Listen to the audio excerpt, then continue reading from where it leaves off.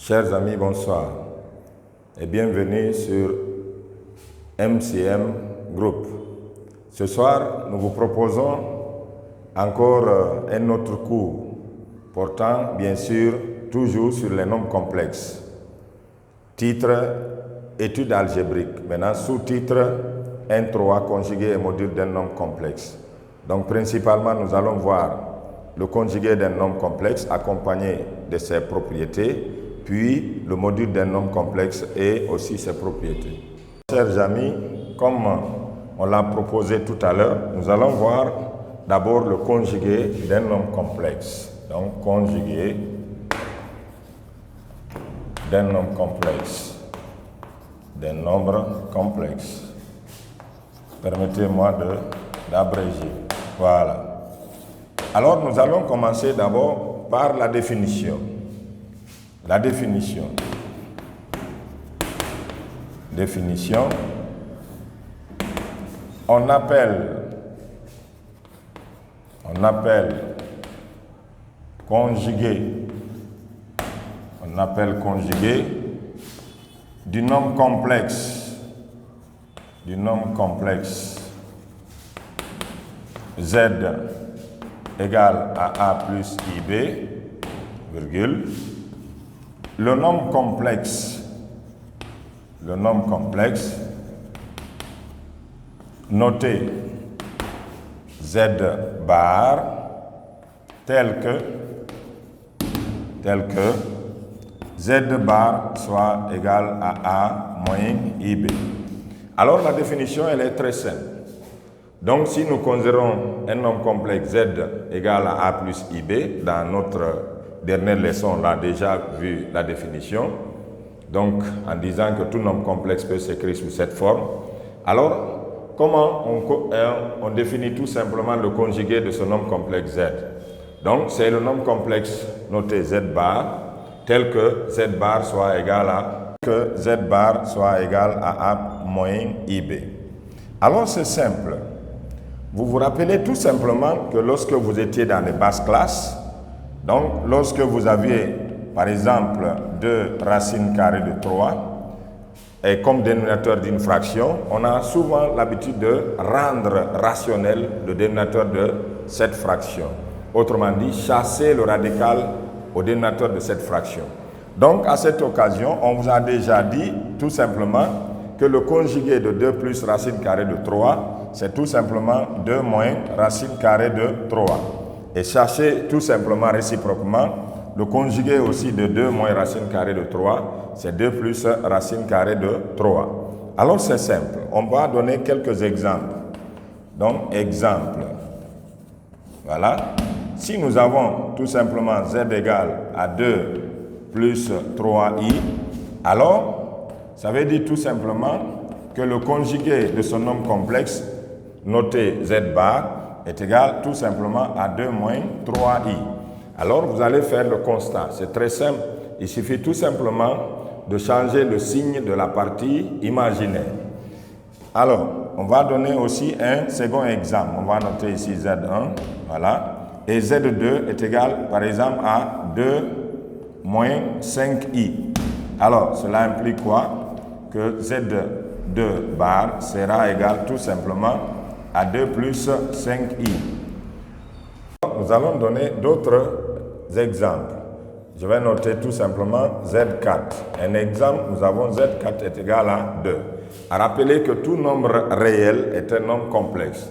Alors, cette fois-ci, nous constatons tout simplement que la partie imaginaire de ce nombre complexe est nulle. Donc, cela implique quoi? Que Z4 bar, c'est aussi égal à 2. Parce que, tout simplement, la partie imaginaire est nulle. On peut tout simplement sous-entendre qu'on avait 2 plus 0i. Donc, par là, ça devient 2 moins 0i. Et ça donne toujours 2. Donc, là, vous allez constater tout simplement que lorsque le nombre complexe est réel, alors il est égal à son conjugué. Donc, je vais noter Z5 est égal par exemple à 3i. Et là, qu'est-ce qui se passe? Donc on constate tout simplement que la partie réelle, elle est nulle. Donc on peut dire tout simplement que Z5 bar est égal à moins 3i. Parce que là, on constate quoi? C'est sous-entendu qu'on a 0 plus 3i. Donc, son conjugué sera tout simplement 0 moins 3i. Donc, qui donne toujours moins 3i. Alors, après ça, nous allons voir les premières propriétés. Voilà, propriétés. Voilà. Donc, soit Z, un nombre complexe,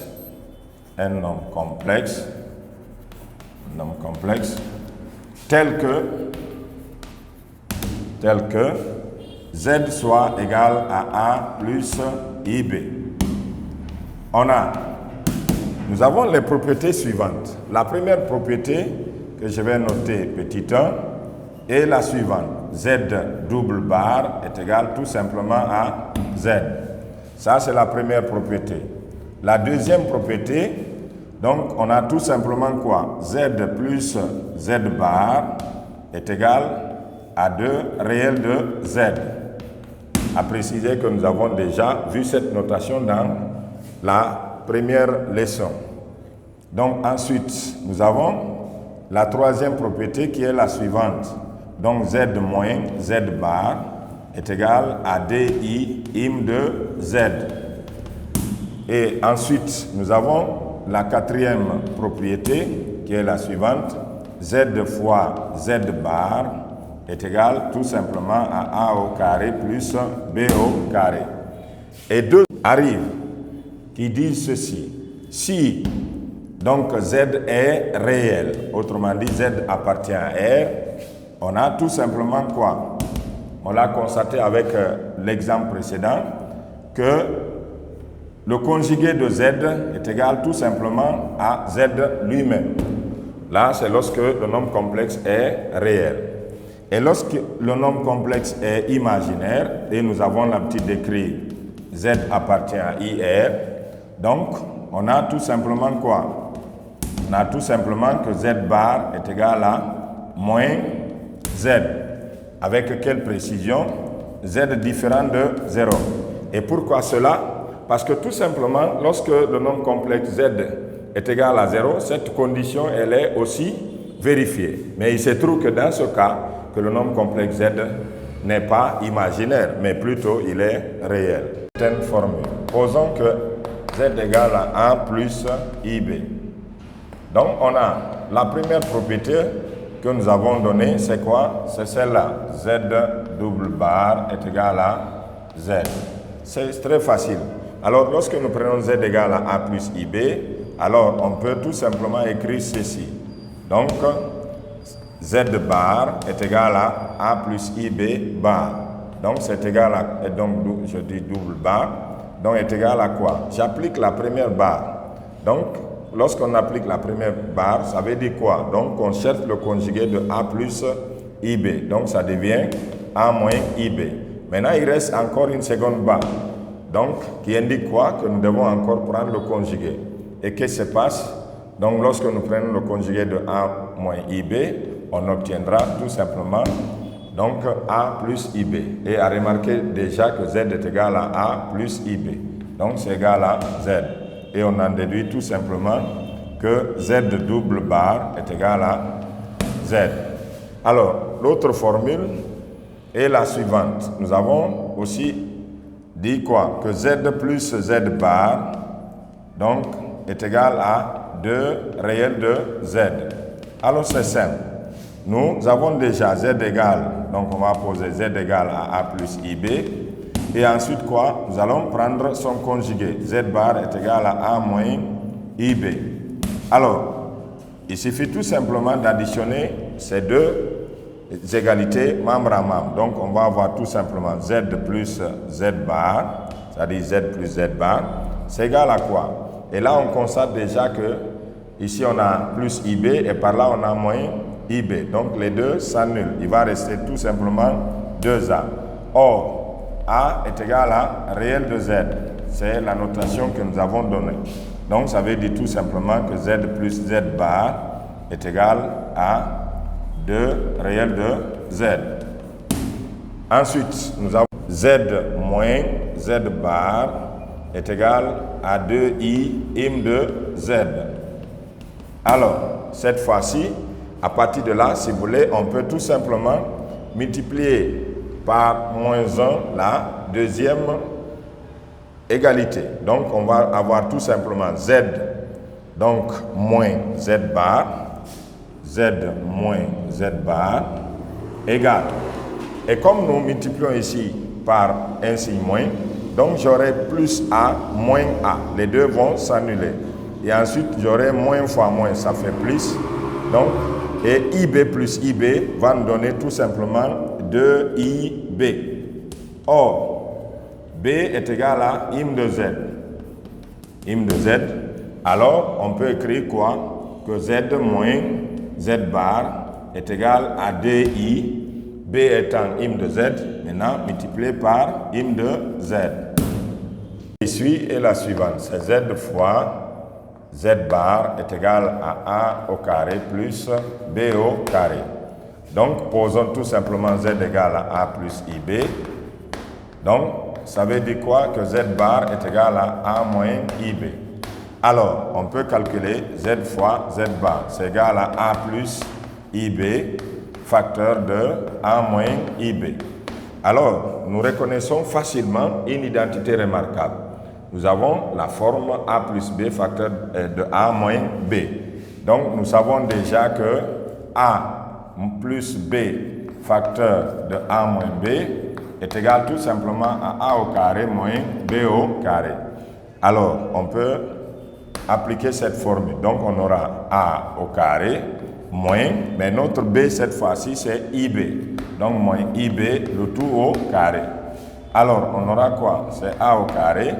Ici, nous allons avoir tout simplement I au carré, mais I au carré, c'est moins 1, donc ça devient ici plus, parce qu'on a moins fois moins.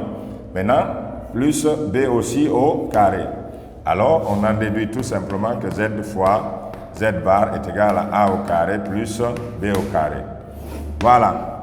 Donc, cette relation est beaucoup rencontrée dans les calculs, surtout dans le calcul des quotients. Ensuite, nous avons deux autres propriétés. La première propriété, on a dit quoi? Donc, si le nombre complexe est réel, autrement dit Z appartient à R, donc, ça veut dire quoi? Que son conjugué est égal à lui-même. Alors, c'est simple. Si nous avons Z égale à A plus IB, donc, quelle est la condition pour que Z soit réel? Donc, il faut que B soit nul. Donc, et ajoutons encore, si B égale à 0, ça signifie quoi? Que Z égale à A. Alors, si Z égale à A, nous avons tout simplement Z bar. Mais pour plus de détails, c'est comme si on avait A plus I multiplié par 0 bar. Et là, qu'est-ce qui se passe? Comme le conjugué s'applique sur le coefficient de la partie imaginaire, donc on va avoir tout simplement A moins I multiplié par 0. Et nous avons ça déjà, c'est 0. Donc, maintenant, le résultat sera tout simplement égal à A. Donc, ça veut dire quoi? Si Z est réel, cela implique que tout simplement son conjugué aussi est égal à lui-même, plus IB. Mais on dit quoi? Que ce nombre complexe, cette fois-ci, il est imaginaire. Donc, la condition pour que Z soit imaginaire, il faut que A soit égal à 0. Autrement dit, la partie réelle soit égale à 0. Si la partie réelle est nulle, donc le nombre complexe dans ce cas est appelé un nombre imaginaire pur. Et essayons cette fois-ci de chercher son conjugué. Donc, on va avoir tout simplement le conjugué de Z sera égal tout simplement à moins IB. Parce que la partie réelle, elle est nulle. Or, IB là représente tout simplement le nombre complexe Z auparavant. Parce qu'on a dit, si Z est imaginaire, il s'écrit sous cette forme. Alors, comme Z est égal à IB, alors on peut écrire que c'est moins. À la place de IB, on peut écrire Z. Donc, on remarque tout simplement que si Z alors est imaginaire pur, donc les mathématiciens abrègent sous cette forme, cela implique que tout simplement que son conjugué donc, est égal à son opposé, tout simplement.